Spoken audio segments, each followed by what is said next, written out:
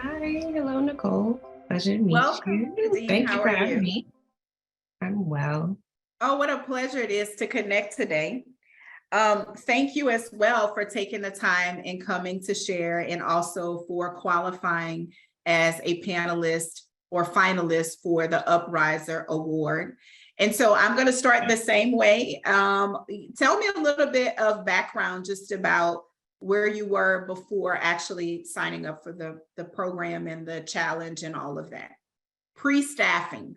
Pre-staffing. So pre-staffing, I have been a registered nurse from New York, the New York area for about 17-ish years,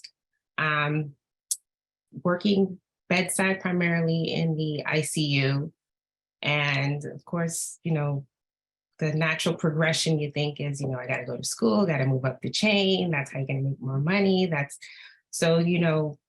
did that, went back to school, got my master's, went into nursing education for critical care. And I realized, what Charlene alluded to, it's the same issue. It's the same hamster wheel. It's just in a different area or slightly bigger, but that time component, married kids, not having that time to be there with them, missing out on things, was an issue for me. I think the mindset shift started a few years ago. I know when you watch the news, you hear about the government shutdowns. You say, that's terrible. How can you just take people's jobs? You can't go to work. And, ultimately your life was being determined by somebody else. And I wasn't okay with that. And the thought process, oh, well, it's healthcare. You'll always need healthcare workers. You always need nurses. You always need providers. And then the pandemic hit. And, in the beginning you were heroes, and then colleagues and other professions, they started to furlough people and let people go, cut salaries, right? So you went from hero to possibly not having a job. And it was like, oh my God, my industry was touched, right? My area was touched. And for me, that was always a problem. I didn't like the fact that someone else had the ability to dictate how I provide for my family. So I realized you kind of have to do your own thing. You have to figure out a way to provide for your own. No one else is going to come and help and save you. And climbing the ladder, getting the more degrees is not the answer. It's nice, but you can be touched just like everyone else can be touched. So made the decision that I need to do for my own. And in the quest of trying to find time, get time back with my family, I didn't leave bedside, but I left a full-time status, went per diem, so I could make my own schedule, work when I wanted to work, maybe get more money. But ultimately, it was the same thing. I still needed to work full-time hours, even though I could pick when I wanted to work or where I wanted to work. So I realized, business, being your own boss is what needed to happen. And I realized with the shortage, with the pandemic, in my role, staffing was an issue. And I know all about staffing. I was per diem, I was wherever the money was, whatever hospital was short, where I could pick up my shifts, that's what I did. So I knew the industry, not the end, but I was in it. So for me, it seemed like a natural thing. Same thing with my husband, healthcare field. The pandemic had its benefits, right? They needed providers and we were there. But as quickly as you were able to make the money dried up and it was, well, we don't need you anymore. Right? So realizing that you have to do for your own is why I'm here. Absolutely. What made you choose? Thank you for sharing that, because that's absolutely true. I think sometimes when that security is challenged, and those of us who've been there, right, in healthcare always have thought stability until it's not stable. So shout out to you for being proactive and recognizing that there was still an opportunity to have more of your time, your income, and your freedom. What made you specifically, what made healthcare staffing attractive to you specifically? I was in it. I am the person that I am now marketing to, the opportunity that I'm now trying to give to other nurses and support staff is what I was doing. So I know the things that they are looking for are the same things that I was looking for, right? And I want to be that answer for them. And then in my role, I would see the staffing issues. When you go to your meetings with all the other managers and leadership, and we have agencies here, but we're still short a lot, right? So I saw the opportunity in an area that I had been in. So why not? Absolutely. I think, isn't it interesting, because I know, like, I had a career in healthcare. I know there's so many who have a career in healthcare, but isn't it interesting how many years we sit in a building with the same problem? We sit in a building with the same problem, and it's right in front of us, and we just can't see it because we're not thinking on it. Requires another level of thought, right? To get out of that A, B, C, D, E, F, to get out of that and say, wait a minute, I need to switch and just get into a different vehicle. Because just as you said, like, we're here, you're seeing the things that happen in the facilities, and we're seeing it's a problem, but we rarely consider sometimes the opportunity in front of us because we're so close to the problem. Does that make sense? Yes, it does. Yeah. Yeah. In hindsight, when I think about how many buildings I had worked in and how, like, the shortage was, like, from day one when I became a nurse, right? The opportunity was always there, but it took something that looked like a crisis to make me go, oh, wait a minute, maybe, right? I should be a part of the solution.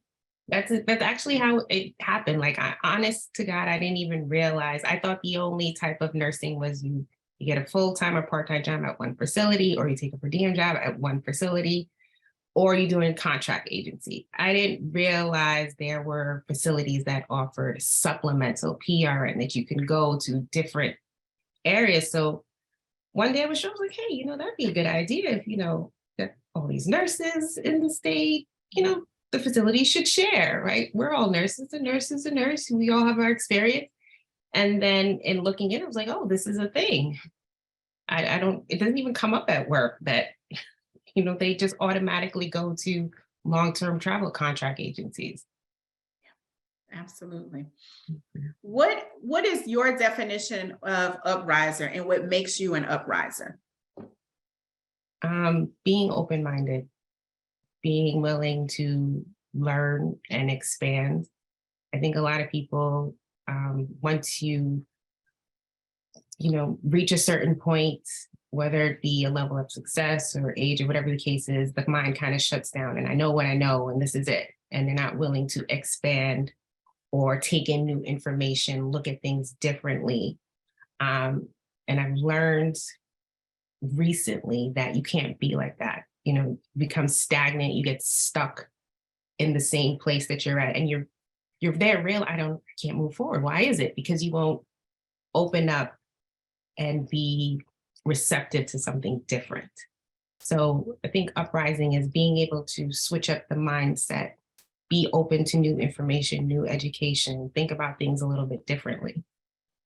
Absolutely. Charlene mentioned at the beginning that you had to overcome some mindset. There were some mindset objections or opportunities for you to kind of, I guess, get more clarity around some of the perceptions, perhaps. Do you care to share any of those with us? Like maybe one of them, like what was your biggest, the biggest hurdle you had to climb in your own mind to succeed in the program? I think, well, one thing is coming from, a cultural background, parents are Caribbean, and the big thing is, go to school. They're first generation here, go to school, get that degree, You want a good job and 401k, and this is the way. And you do those things, and then you realize, I have the same issues that you guys had without you having all the education and, the rah. So it's the same. But being able to realize, this is no different. And then, well, what can I do to fix that, overcome that? And your mind opens up and you start to be more receptive to the things around you that you may not even have paid attention to. So in doing that, and when we finally decided to do staffing, well, who can I go to? Who has information? And you start looking on the internet, and I came across one of your videos on YouTube, and you were doing an interview. I forget the lady's name, but just as Sam said, it was like, oh, look at this, someone who's in staffing, doing what I want to do, and she seems very confident. She has all these years of experience. Let me look more into that. But just overcoming what society thinks is the status quo, what you should be doing.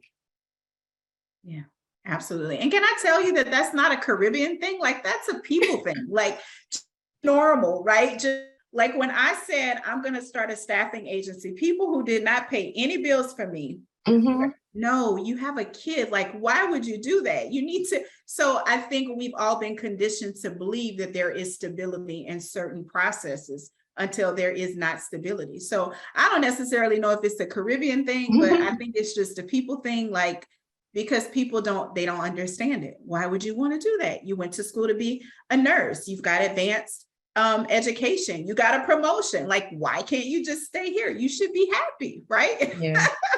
While you're going from your family 14 to 16 hours a day. It makes no sense. No. Let me ask, what do you think is the most courageous thing? No, what have you learned about yourself since going through this or along this journey? What is the thing that you learned about yourself? I'm a shyer person. I'm not, even doing this is a stretch for me. I am a background person. I am, you have those people who the movie is going, the Brad Pitts, and they're the star of the show. I am fine being the credits at the end. Oh, look, my name was there. See, I contributed. That is me. And I'm happy with that. But when you want to go to a different level, when you want to be more, you have to step out of the comfort zone. And there's a lot of people connection that you have to do with this, talking to facility administrators, things, not something I want to do.